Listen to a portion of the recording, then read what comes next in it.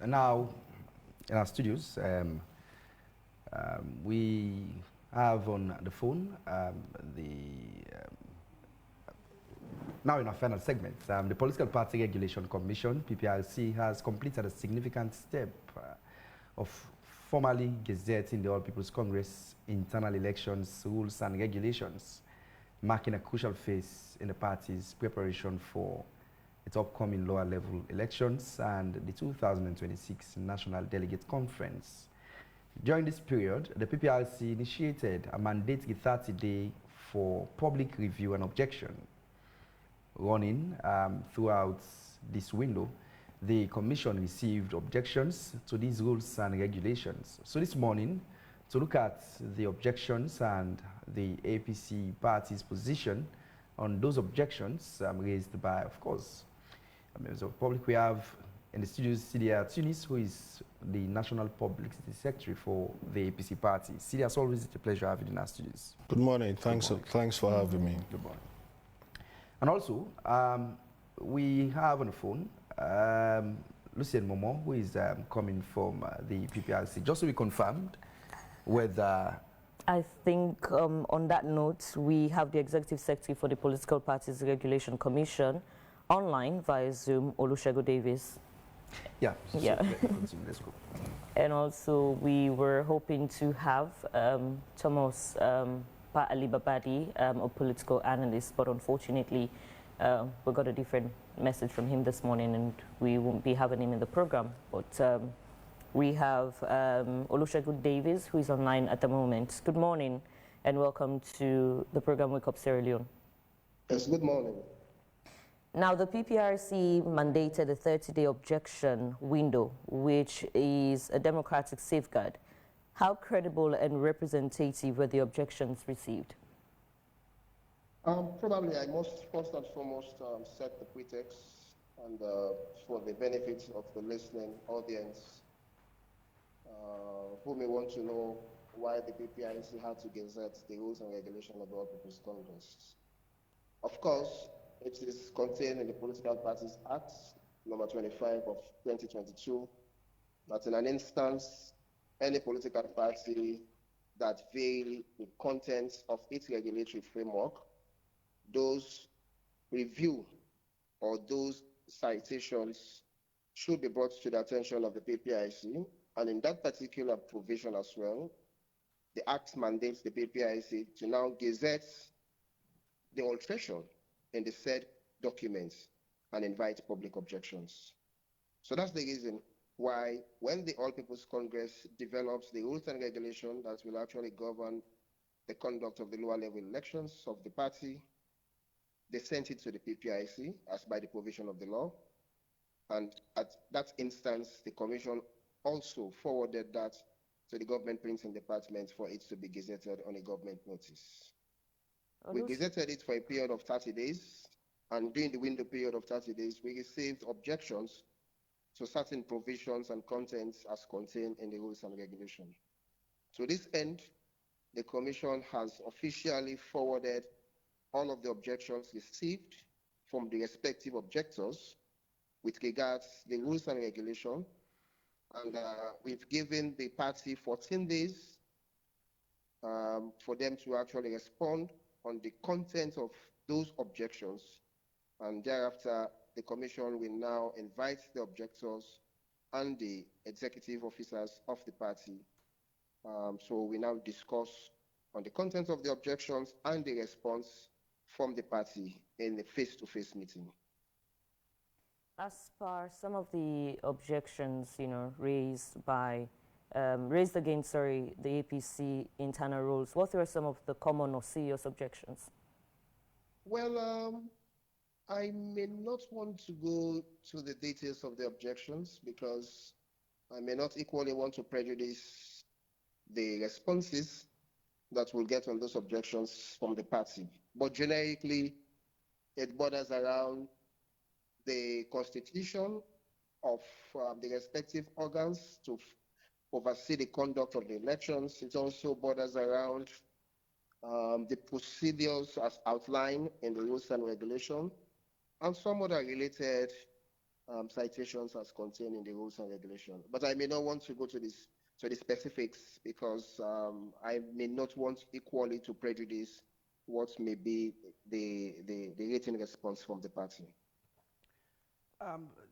David, is the PPRC's work shrouded in secrecy, more so when you've just mentioned that you don't want to make known the objections raised? Is your work shrouded in secrecy or what?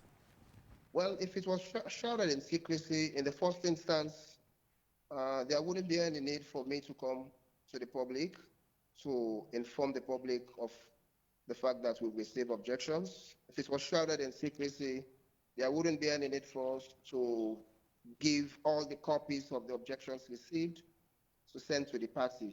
So, like I said, the work we do is within the public domain. However, there are instances as well when what we may say may tend to prejudice the outcome or the action of party structures. So it's not shrouded in secrecy. The PPRC operates under the dictates of the law, and we have an open approach, an open policy into all what we do.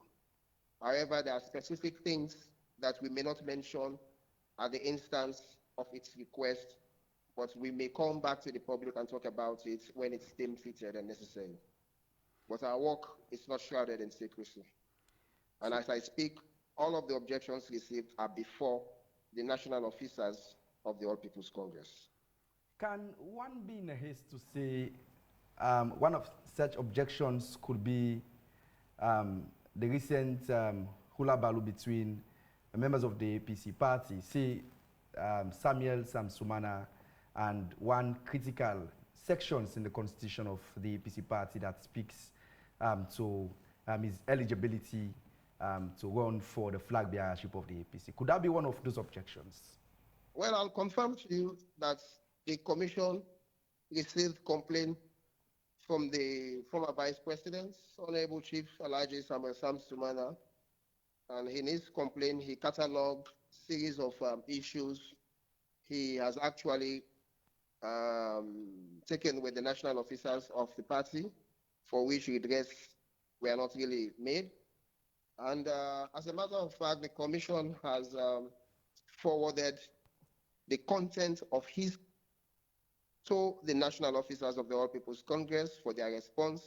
And just yesterday, I can also confirm that the National Secretariat of the All People's Congress have responded to the complaints that was forwarded to them as received by the Honorable Sumana. So that is the status so far. We are now in receipt of the response from the party. We will now ensure that those responses are sent to the complainants, that's the Honorable Sumana, for him to go through the response. And in an instance, he's comfortable with the responses, then that's fine. However, if he's not, then the commission will be left with no option than to bring him, together with the national officers of the party, to the commission so that we can be able to address and redress all of the content of his complaint. Davis,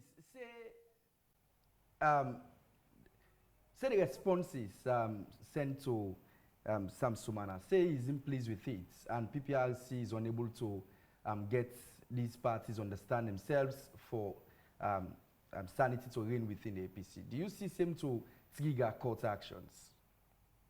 Well, as far as the commission is concerned, we have a primary responsibility of ensuring that we mediate between and amongst the leadership of political parties and between and amongst members of political parties. And in this instance, because of the confidence the Honorable Sumana reposed on the commission, that's the reason why the officially sent to the commission is letter of complaint. So what we are focused on is to see what will be his responses to the issues that has been addressed by the national officers of the party, and thereafter we'll bring them to table. So we are of the view that the commission will be able to look at the issues in the context of the provisions of the law. What happens thereafter, as a commission, we cannot determine that because every citizen has his or her rights, and we don't have the local standard to prevent any citizens from conducting him or herself within the confines of the law. But we are optimistic that those complainants are within the limits of the commission, and we have taken action as provided by law, and we'll do all such things that will bring a peaceful resolution to the matter. Olusegun, quickly before we come to Sidi Tunis in the studio, say the APC refused to amend, the rules in line with objections. What legal or regulatory steps can the PPRC take? Hello? Hello, Olusegun, are you still with us? Definitely, it is imperative on the All People's Congress that when objections are sent, they've actually provided responses, and that's the reason why we'll now call on the objectors when we receive the responses to those objections and call on the national officers of the party for us to have an engagement. And it's going to be very open in the presence of the objectors and the national officers. We go through the merit of the respective objections, and the objectors have the rights to now pose their queries, and the national officers in that particular medium will respond accordingly. And in the circumstance when the commission notes a variation, then definitely, let's note that sections 12(1) of the Political Parties Act gives the commission the power not only to register, but to regulate, supervise, and monitor the affairs of political parties. So it is imperative on the All People's Congress in a circumstance where there are variations in terms of the provision, in terms of the law, then definitely the commission will ask them to do the needful in tandem with the provisions of the law.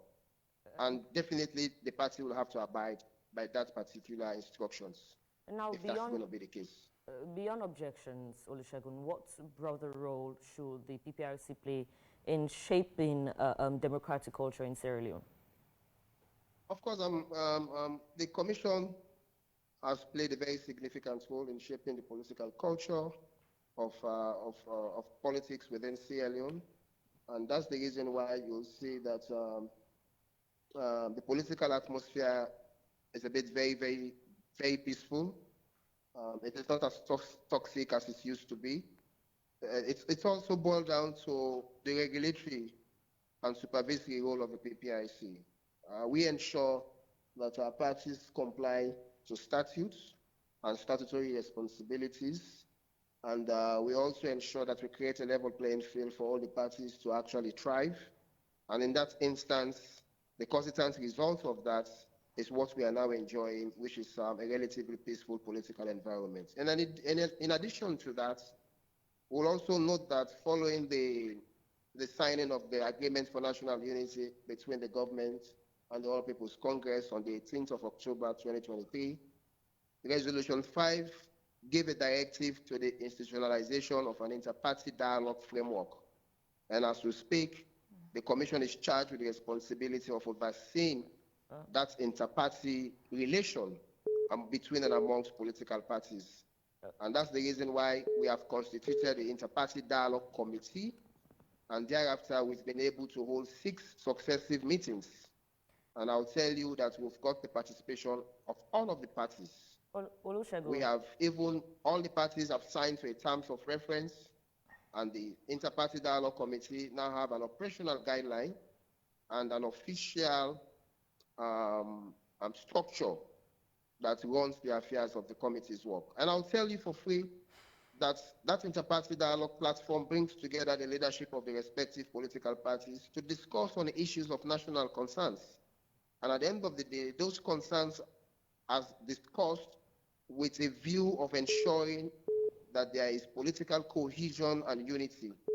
And that's the reason why I'll boastfully say that the political environment currently in Sierra Leone is very peaceful and very calm. Okay. For internal political intra-party feud, but there is none that is actually boiled down to inter-party feud because of the platform that brings together the leadership of political parties. So that is exactly what the PPRC is doing, and that's exactly what we'll continue to do in ensuring that there is political tolerance, there is political cohesion, And people are politically educated as well. So that's our vision.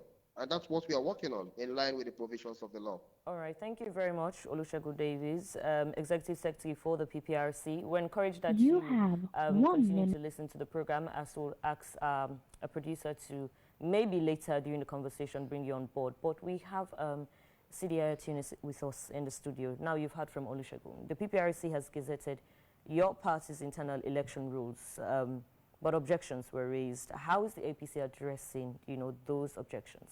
Well, thank you very much. We are required by law to, go through certain processes before even we commence our internal elections. And one such is that, in the first place, the Constitution of Sierra Leone gives political parties the right to make rules governing, of course, their internal democracies, and which is exactly what we did by developing a certain set of rules to guide our lower level elections as well as the National Delegates Conference. And we are required by law to have those rules submitted to the PPRC so they could be gazetted, as he rightly stated. We did that in accordance with the law, and of course, we have received notifications from PPRC of people who have raised objections. We have responded. We have two different categories, of course. We have a complaint from the former vice president, and then we also have people who objected to the rules directly. So we have, of course, responded to the complaint letter from the former vice president. I believe that has been submitted to the PPRC yesterday. And of course, we have also started responding to the objections that have been raised by individuals with regards to the rules that we developed to govern our internal democracies. Those responses will be submitted to the PPRC soon, so that we can complete this process of objections and no objections. Okay, come on. Sidi, what sort of an effect has these objections on the preparations of the APC ahead of its delegates conference? Well, in the first place, they have delayed our commencement of the lower level elections because all of these processes have timelines. Our constitution is very clear as to the length of time it will take between one election to the other. So, for example, after we complete the whole PPRC saga, we are required to publish the voters register for example, ward election 21 days before that election commences.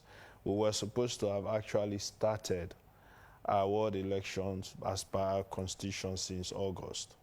But now that this has happened, so we are experiencing delays. But this is what I'll say, Samuel. We were very much deliberate when we were developing those rules. We had a bitter experience heading into the 2023 National Delegates Conference and even the 2022 lower level elections, which is why when we were developing the rules for these lower level elections and the conference, we decided to stay within the provisions of our constitution. So there is not a single letter in those rules that is out of the constitution of the APC. If you remember, if you just heard Olusegun, the PPRC is required to publish for the general public to ensure that there are no alterations, in the documents, in our regulations or our constitutions, and that is exactly what we did. We ensured that every single one of those rules are from our constitution, so that we would not find ourselves wanting of violating our own law and also the Australian laws. From concerns we've heard from the public and even members within the APC party, they seem to have painted a picture as if the APC party seemed to have violated certain provisions in the Grundum of the land, which is the 1991 Constitution, Act number 6 of 1991. In the first place, if that was is your party's constitution in line with the rules of the land? If it wasn't, we wouldn't have the constitution. Let us don't forget that this same constitution was the creation of the courts of Sierra Leone, by the way, because let us not forget that our 1995 constitution was challenged in court as not being democratic. So we were mandated and ordered by the courts of Sierra Leone to amend that constitution, even where the Constitutional Review Committee had already been set up by the leadership of the party to amend the 1995 APC constitution. But then the court stepped in. So which means, of course, the constitution that the APC has now has already gone through all of the legal processes that it required to have gone through. It went through the PPRC. It was published for over 30 days. We had over 100 petitions to this current constitution. There were omissions that were done not by the party, but by PPRC. There were additions also that were done at the PPRC. There were alterations to contents, to statements, to paragraphs that were done at PPRC. Even this main thing that people are now challenging, Article 56B, the 5-year duration clause, it was 10 years. It was reduced to 5 years at the PPRC when it was petitioned by people. So we had already gone through all of those legal processes. So if indeed the constitution of the APC violated any provision of the national constitution, I don't think it would have been accepted to serve as the constitution of our party. And let us not forget that it is this same constitution that took us through the lower level elections and the National Delegates Conference that produced us the presidential candidate that contested in the general elections in 2023. And all of our members of parliament and other elected officials went through the provisions of the APC before they were even presented to serve in those national elections. So if this constitution violated any part of the national constitution, I don't think the courts of Sierra Leone would have accepted it. I was just looking at Article 56, subsection F, that speaks to the time frame for which the National Delegates Conference will have been held for the election of the flag bearer of the party. When in governance, it's 1 year to the elections, and when in opposition, it's 2 years. And now your party is in opposition. But aside same, Sidi, in your opinion, is this a fight to ensure democracy in the party, or is it just a fight of one's personal aggrandizement, or so to speak? I think it's personal, and I think people are deliberately doing it to delay us. Also, people probably think, you know, because the party is in opposition, they can take advantage and probably believe that, you know, things will be done against the party's interests, or they will be supported otherwise.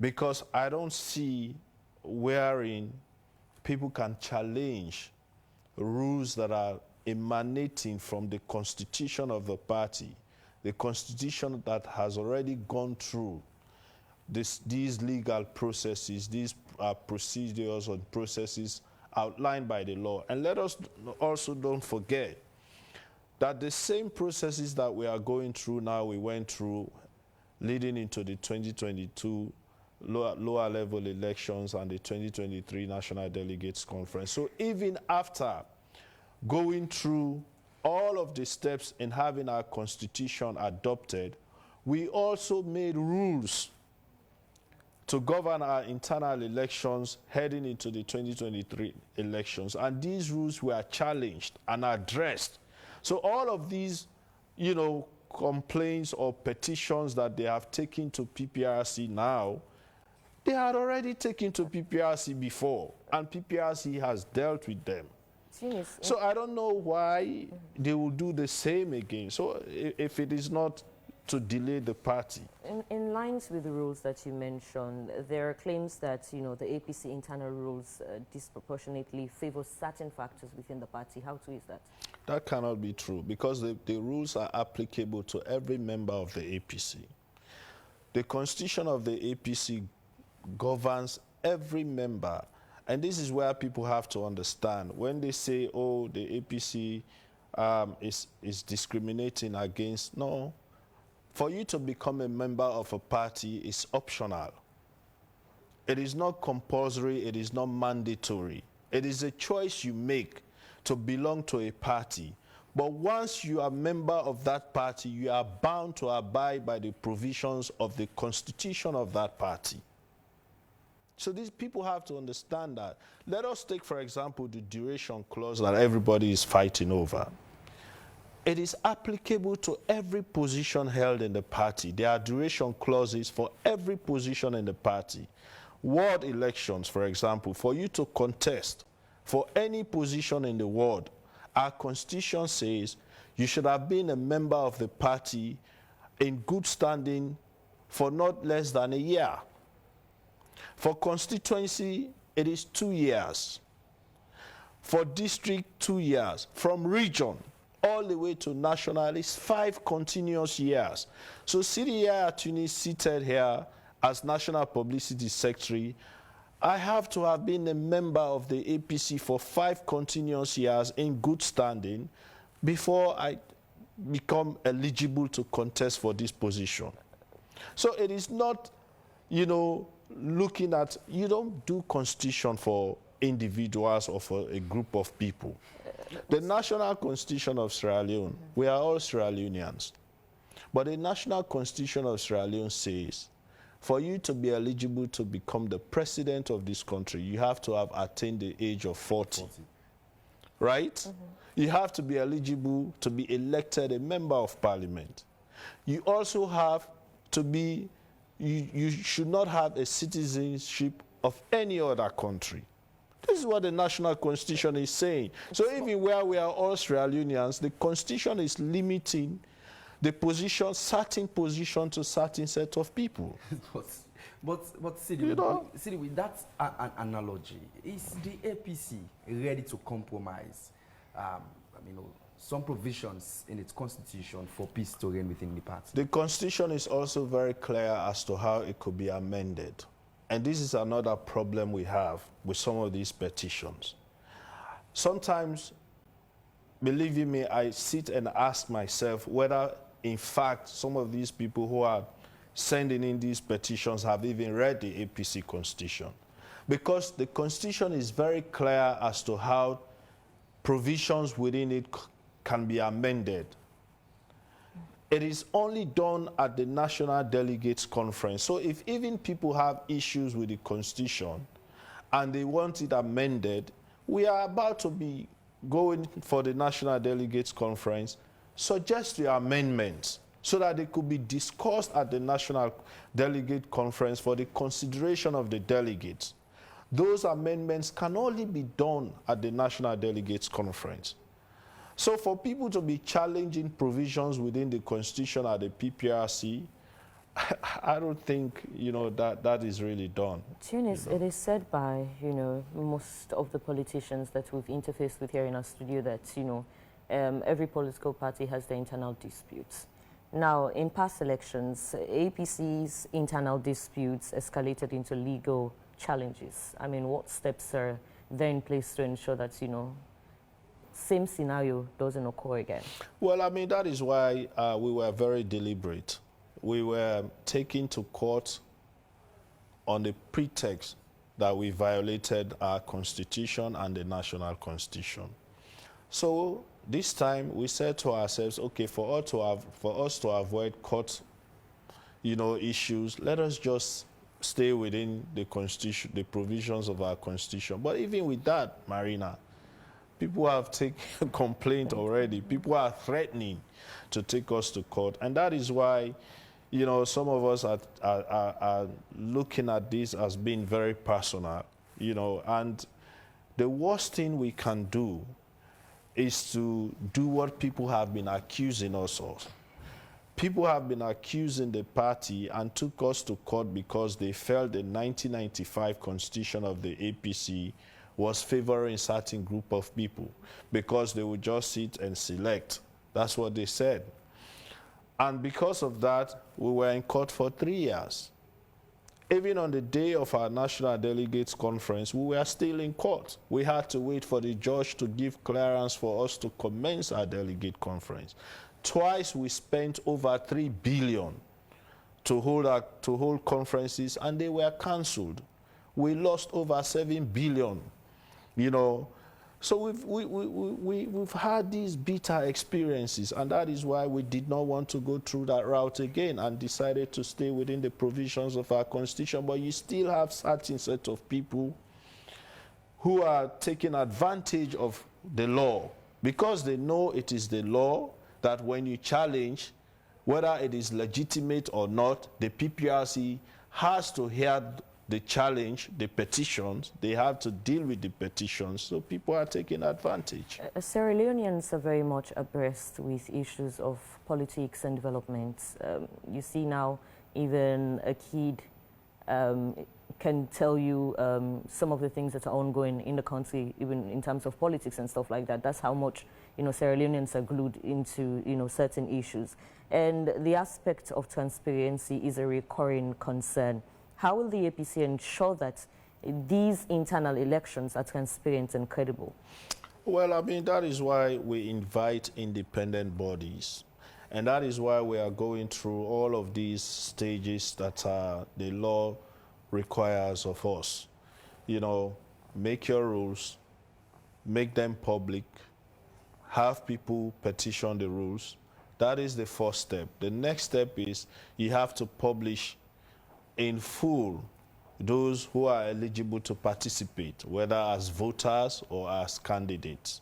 And then thereafter, PPRC, like for example, in 2022, our lower level elections and the National Delegates Conference were monitored by PPRC and other independent elections observation, you know, groups like the Elections Observer Networks, and we'll have them again this time to monitor these elections.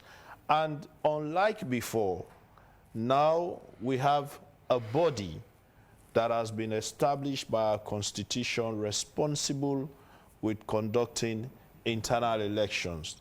The Internal Elections Management Committee, the IEMC, they are charged with the responsibility of conducting elections. This is an independent body created by the constitution of the APC. So all of these are to ensure that, you know, we ensure accountability and transparency for our internal democracies as, you know, mandated by the National Constitution of the APC, Section 35 to be specific. Quickly before we go over to Ransford McLean for some sports updates. I mean, we had Richard Conteh here the other day from the ITGC. And, you know, from what he said, you know, it's crystal clear that, you know, there are some... Alfred Conteh. Alfred Peter Conteh, sorry. From what he said, you can actually sense that there are some fractions, you know, within the APC party, and somehow that may, you know, affect, you know, the APC in terms of the elections. How does the APC ensure that come, you know, 26 or 28, you know, 2028, the general election, those fractions does not affect? First of all, Marina, let us be careful not to allow people who want to paint this picture as if there are divisions within the APC to be sitting on the media saying all sort of things. In the first place, we have no body, group, or committee called ITGC anymore in the APC. ITGC was a creation of the courts of Sierra Leone with specific mandate to oversee the party for a specific period of time until the party had their internal elections completed and an executive in place. That mandate had long come to an end since 2023. So we no longer have an ITGC. We have a full executive of the APC in place now. So for Alfred Peter Conteh to be parading himself around as ITGC chairman, no.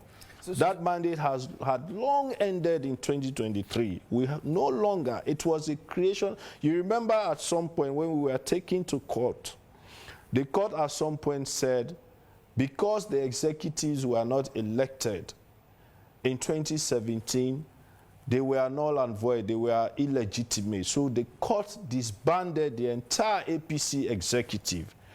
That was when the ITGC was set up to oversee the affairs of the party temporarily with specific mandate outlined by the court.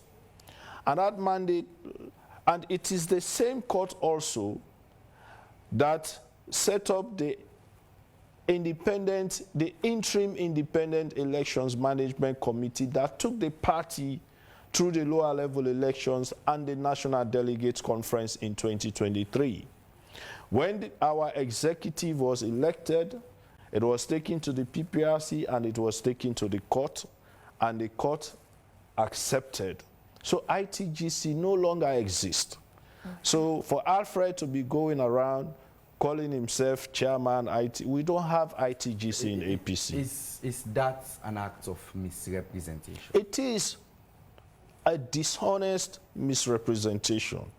It's dishonesty, it is a misrepresentation, and he needs to stop, because if he continues, the party will take legal action against him. Okay. We don't have any faction in the APC called ITGC. We have the APC and we have a full executive. Okay, Sidi, with that being said, let's usher in Ransford McLean, who is all set in our studio to bring us latest of the team sport. Ransford, good morning. Very good morning, Samuel Ibrahim Koman. Thank you very much for having me in sport this morning on Wake Up Sierra Leone. 15-year-old basketball player, that's Benjamin Davis, has been awarded a one-year scholarship at the NBA Academy in Senegal. This achievement came following the lad's remarkable performance with the Sierra Leone's Under-16 team in the 2025 FIBA Under-16 AfroBasket tournament in Kigali, Rwanda. Reporter Ishmael Zibang. The 16 team was among the 12 players who represented the country. The 15-year-old, 6'9" tall, showed outstanding performance at the FIBA Under-16 basketball tournament in Kigali, Rwanda. His statistics from the 2 of the 3 games played ranked him among the top 5 performers on 2 different days with very high indicators, which include 21 rebounds in the game against Rwanda and more. However, Benjamin Davis has been awarded one-year scholarship at the NBA Academy in Senegal. The promising young lad departed the squad together with Ali Hejazi, president of the Sierra Leone Basketball Federation, and his scout after the end of the Under-16 AfroBasket tournament in Rwanda for Senegal. In a comment from the president of the Sierra Leone Basketball Federation, mentioned that they are making progress as a country where basketball is not prioritized. He also noted that it is showcasing their performance at the continental stage. The achievement of such brings hope for the growth of the sport, especially. And of course, now to another story. The Sierra Leone Under-17 girls are steadily approaching the title of the champions in the first edition of the West Africa Football Union Zone A Under-17 girls tournament in Liberia after their 1-1 draw with Senegal in Monrovia, Liberia. Yesterday, Senegal took the lead in the first half through one of the players, both Ruth, but equalized for Sierra Leone in injury time. Sierra Leone remain at the top of the table with 7 points, and their final fixture stated for Thursday, September 25th. This year against the host nation, that's Liberia, who are currently bottom on the table. A draw against Liberia will see Sierra Leone crowned champions. Let's get some highlights. Now Senegal again with a crossing. There's going to be trouble. Fatty. And that's in for Senegal. The dialogue has been broken. Fati tries to control for Sierra Leone. Musu Singet Sensory. The trace is there by Ruth Boer. And 0. This is an empty ball. And the equalizer is made by Ruth.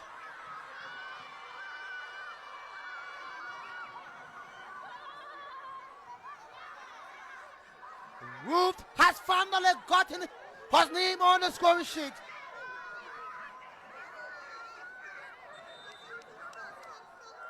Poor goalkeeping, poor decision from the defenders of Senegal resulted into the equalizer Of course, well, we wish all the best for the under-17 girls in the Wafu Zone A girls tournament in Liberia, Monrovia, Liberia. So as I mentioned, on Thursday, they'll play their last and final match. Draw was still victory, or count them as champions for the maiden edition of the tournament. But that's it for sports this morning on Wake Up Sierra Leone. And over to you, Mainate and Samuel Ibrahim Koma in the main studio. Indeed, many thanks to you and Son McLean for the latest updates in sports. Suppose the lads are doing well in representing Sierra Leone. Basketball seems to have been underrated in Sierra Leone. I think minimal support is being given to them. It's quite sad. Nonetheless, thank you, Ransford McLean. Thank you so much, Ransford McLean. Still in the studios, we have Sidi Tunis, who is coming from the APC party. Sidi, as one of the petitions sent to the PPRC by Chief Sam Sumana centers around his payment of dues owed to the party. The other day, as Marina did mention, we hosted Alfred Peter Conteh in the studios, who mentioned that, yes, during his reign as interim chairman for the party, they received payments from Chief Alhaji Samuel Sam Sumana, which was to settle all his obligations owed on or to the party. Sidi, don't you think that in itself presupposes that, yes, even though the man was not fully incorporated, but it shows his willingness to be a part of the party during those trying times? You know, in law, there is the principles of equity. One who comes with equity must come with clearance. Correct. So if you expect equity, you must also come with. So the reason why I'm saying that, I'll address that in two ways. We were not in charge as an executive in the first place. But when Alfred came in, when we came in, we did not see any record of that. That is one aspect of it. Then secondly, what Alfred did not also tell you guys in the studio, that he was reprimanded by the court for that particular action, because that did not fall within the mandate given to him by the court. So he was reprimanded and fined by the court to even pay 50,000 millions. He did not tell you people that. So that is some of the dishonesty people display when they come publicly, right? So these are all people working together to disturb the internal democracies of our party. That is one aspect of it. But then let us look at also the man himself who made the payment. Let us be honest. In this thing that we do, we must be very honest and sincere as how we get ourselves involved in some of the things we do. How on earth can you make payment for 2016 to 2023 in 2022 when you yourself know that when you left the party, whether by expulsion or whatever in 2015, you started expressing interest to return to the party in 2020. So between 2016 to 2020, you were not a member of the party, right? Between 2016, 2020, you were a member of another political party. You even became presidential candidate for that party. So if you pay backlog covering that period when you were a member of another party, when you were a political leader of another party, what does that say? Huh? How do you define that? How do you define that? Does that make sense? Unless if you want to do something that is not right. Right? That's the only reason you can do that. Because you know for sure that during this period, I was not a member of the party. And you also know, by the way, that in 2020, you were still not a member of the party. You had written and expressed interest to return to the party, right? And a letter was given to you. In that letter, it clearly stated, pending the approval of the National Delegates Conference, and you knew that the party has not had a National Delegates Conference. You knew all of this. And then you went and paid money to somebody that you know was created by the court with specific mandate which did not involve that particular mandate.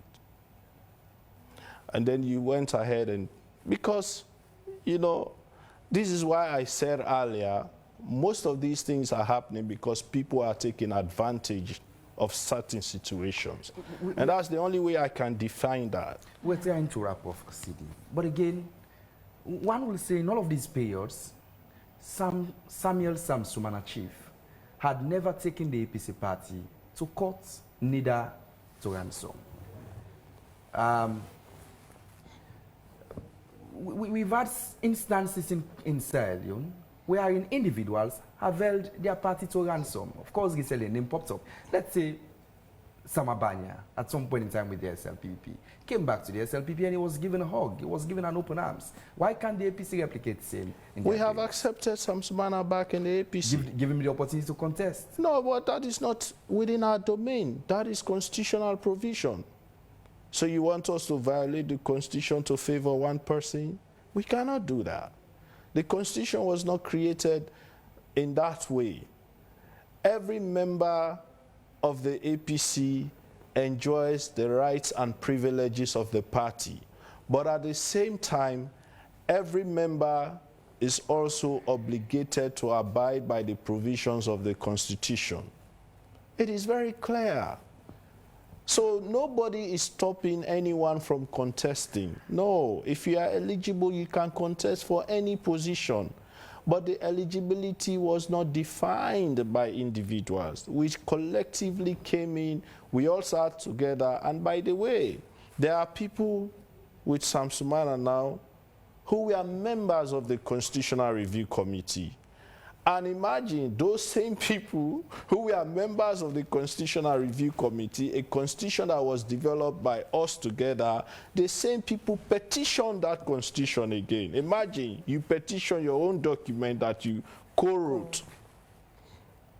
Yes, we have gone through all of these things. Perhaps they were not fully preview as to... No, but we were all there. We did the deliberation. I was a member of the Constitutional Review Committee. So I know what I'm talking about. We were all there. We had the deliberations together. We agreed and disagreed. But at the end of the day, we made decisions somewhere by voting. But then after all that, when the document was completed, they went and challenged and petitioned certain aspects of it. So like you petition your own document. We've gone through all of this, which is why we are very careful as a party. Tunis, as we wrap up in just a minute, how prepared is the APC to accept reforms, you know, if the PPRC upholds some of the objections raised? Like I said, all of the rules that, you know, were developed are from the constitution of the APC. Of course, constitutions are subjected to amendments, always. You know, even us, there are several aspects that we have identified that maybe we needed to amend in the current constitution, but there are processes you follow. You don't amend constitution because of your own personal interest, because I want to contest for this position, so because of that the constitution is wrong. No, you don't do it that way.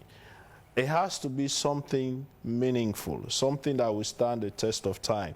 The 5-year clause that everybody is crying about in the APC, you go to the SFP constitution, it's there. It's even more tedious than us.